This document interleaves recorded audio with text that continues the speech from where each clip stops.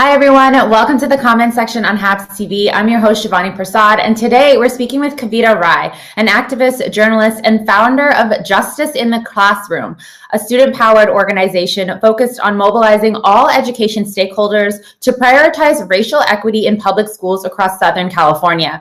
Kavita was a former teen advisor for the UN's Girl Up initiative and remains a fierce advocate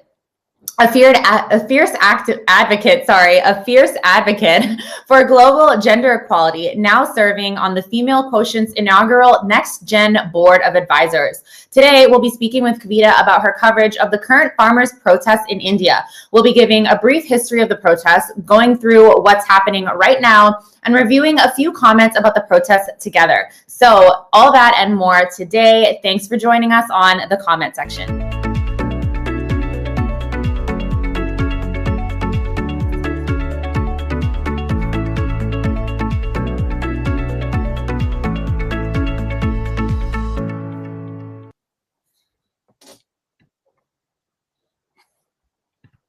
If you can hear me, can you let me know in the comments? I've noticed that on my end, at least, some of the videos that I'm playing, I'm not hearing their audio for whatever reason. So if you can hear it, let me know. All that matters is if you can hear it. All right. So as I said, today, we're going to be talking about the farmers' protests in India with Kavita Rai. So let me give you a little bit of a background on what's happening. So the Indian government has passed 3 pieces of legislation that will significantly affect crop prices and generate a massive loss of income for farmers in India. Over 250 million farmers are protesting this legislation, which is the largest peaceful protest in human history. And although they are protesting peacefully, they're being met with violence and violence from law enforcement, such as tear gas and water cannons. These peaceful protesters are also being labeled terrorists by the Indian media. So without consulting any farmers, the Indian government passed this legislation that effectively deregulates the agriculture sector in India. For example, these laws eliminate all government subsidies, effectively forcing farmers to go into contracts with corporations and get exploited.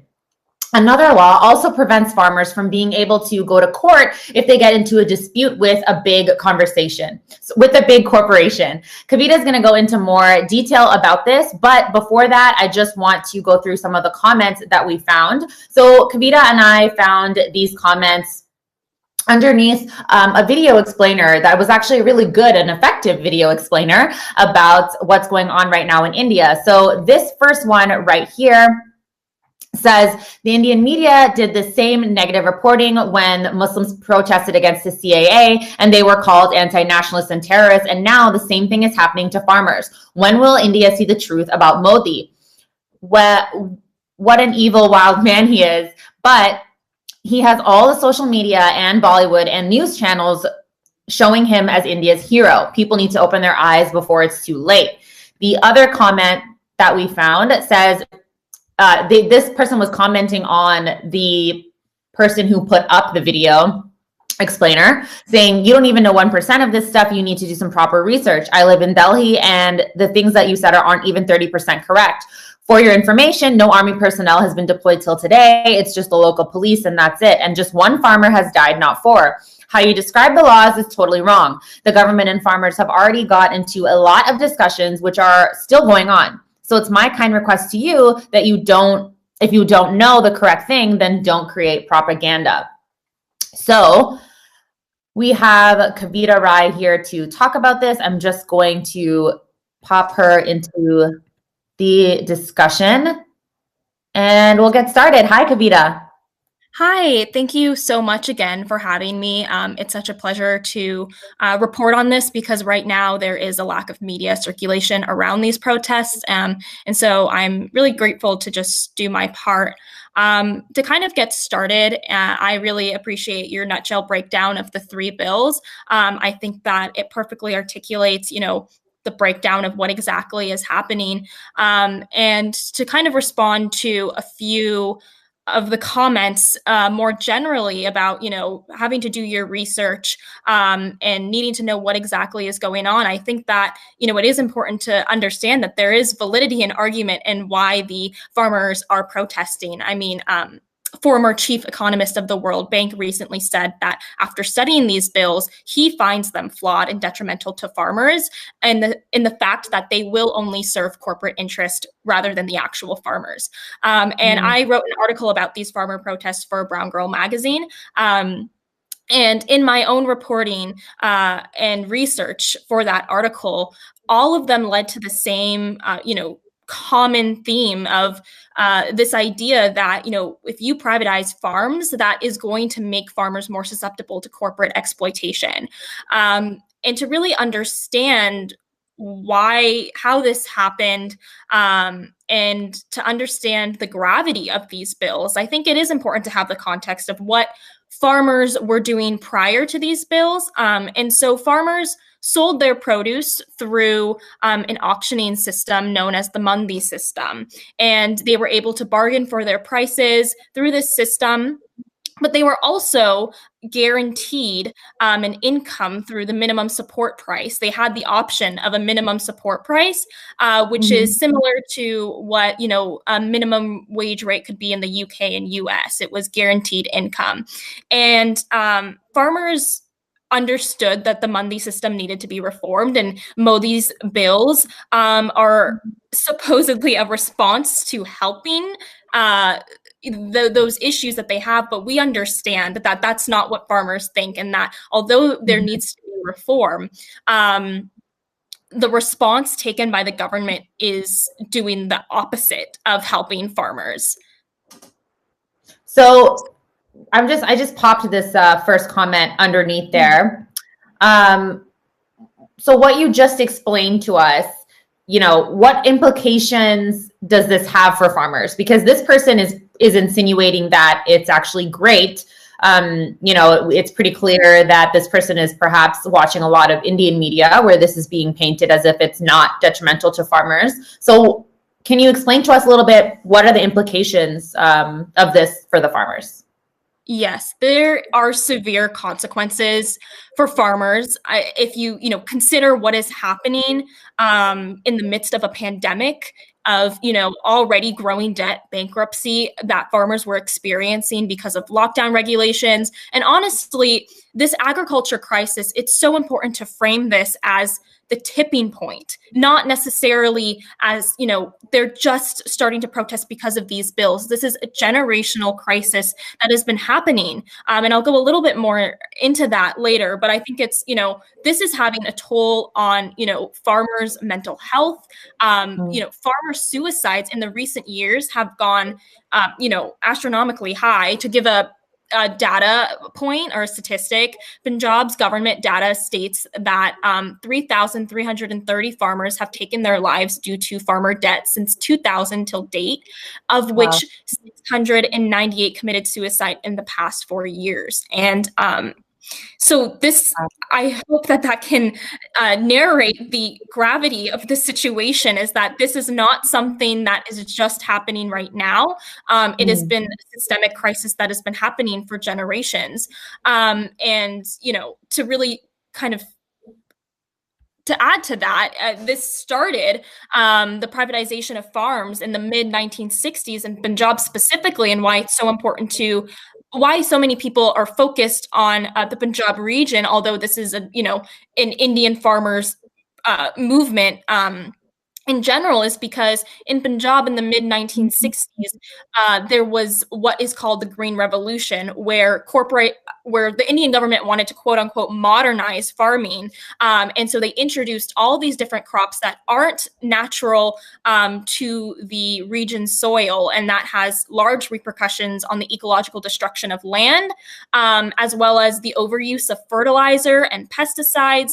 And when you're introducing all of these unknown chemicals on soil that can't, in regions that can't sustain that, it has large implications for, not only, the climate crisis and contributing to it, but also it has led to increased rates of diseases for farmers because of this fertilizer overuse and pesticides. They're more susceptible to diseases like cancer. And so this is a very cyclical situation where we see, it is affecting the food system, it is affecting farmers themselves. And so this is really outlining why farmers are mad. It is personal, and it is something that is affecting them in many, many different ways. Right. And it seems like it's much more of a situation of life and death than people think it is. And so that's why, again, of course, we wanted to talk about it, because we find that it's really not being talked about in mainstream media as much as it should be. To get back to this comment a little bit, though, it's saying that the government and the farmers are in discussion. It's kind of insinuating that there are positive negotiations happening, but we know that that's not necessarily true. Can you talk about that a little bit? Right. So yeah, there has been discussion that has marked since, early October, when 29 farm unions in Punjab met with the union agriculture secretary.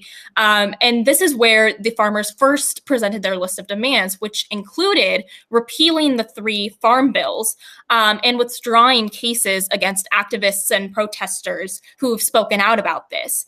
And since then, they've met over 6 times, and we are still seeing farmers mobilizing on and demonstrating peaceful protests. So I wouldn't consider it these peaceful negotiations happening, because the needs of the farmers are not met, and farmers want those 3 bills repealed and won't stop until at least 3 of them are repealed and 2 are withdrawn. And so I think it's really critical for the Indian government to understand their needs. And so I wouldn't consider, because we're still seeing protests happening, we're still seeing activists and farmers speak out. I wouldn't consider this peaceful, positive negotiations.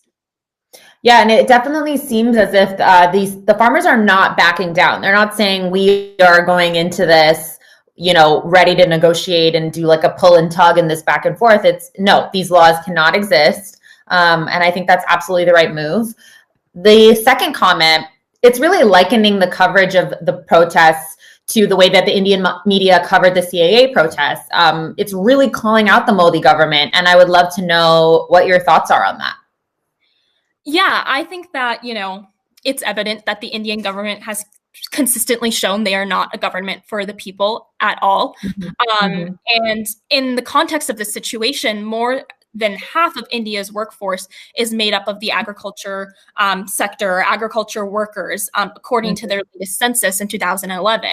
And so this is not just uprooting the entire industry, though. I was on a live with Aditi Mayer yesterday, or a few days ago, and she talked about how this is also, a food systems crisis, right? We all directly benefit from farmers being able to provide us food. And so I think that the Indian government needs to critically think and act in accordance to what the majority of the workforce wants, and how this is going to affect everyone in India who benefits from farmers who feed us, prior to a pandemic, amidst a pandemic, and are doing that, and not just consider what the 1% or corporate interests want.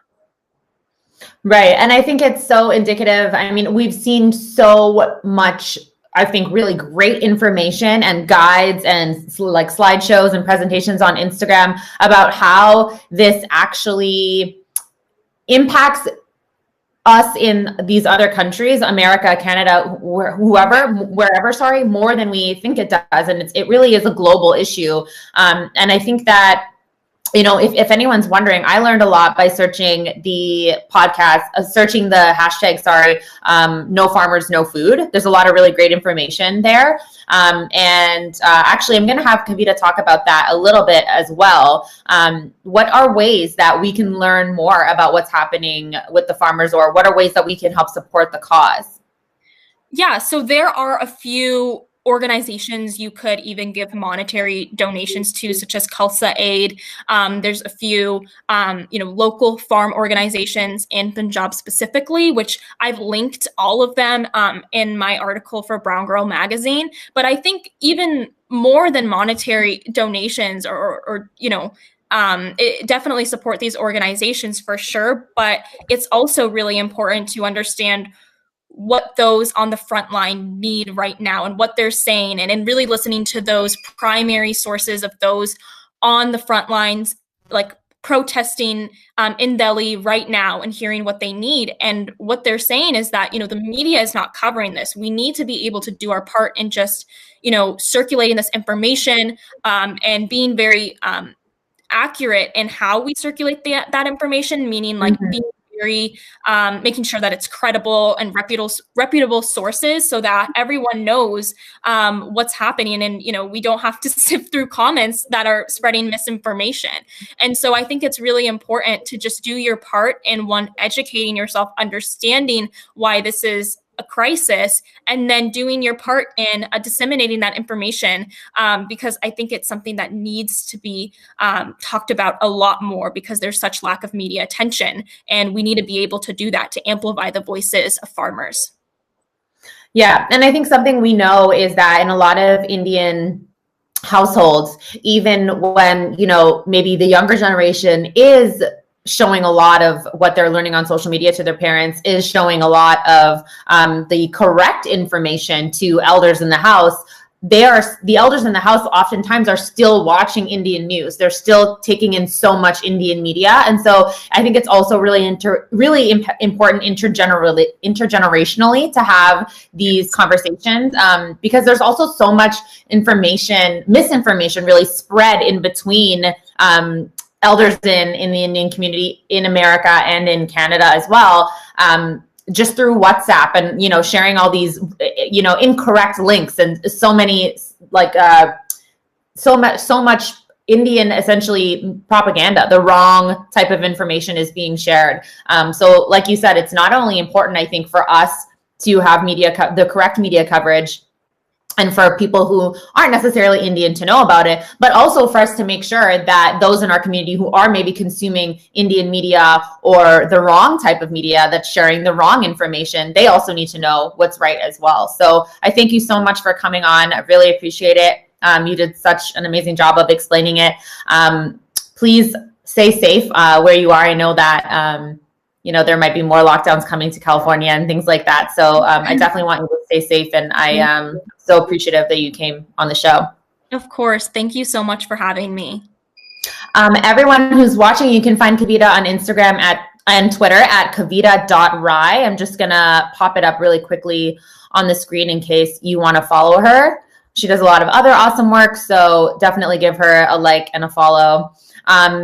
And we will hopefully have you back on sometime. Yeah, I would love that. Thank you so much. Thank you so much for coming.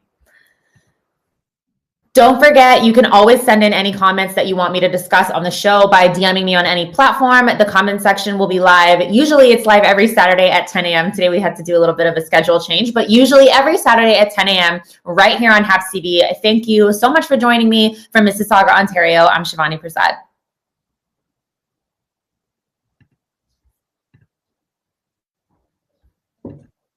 Awesome. I think that was great. Thank you so much.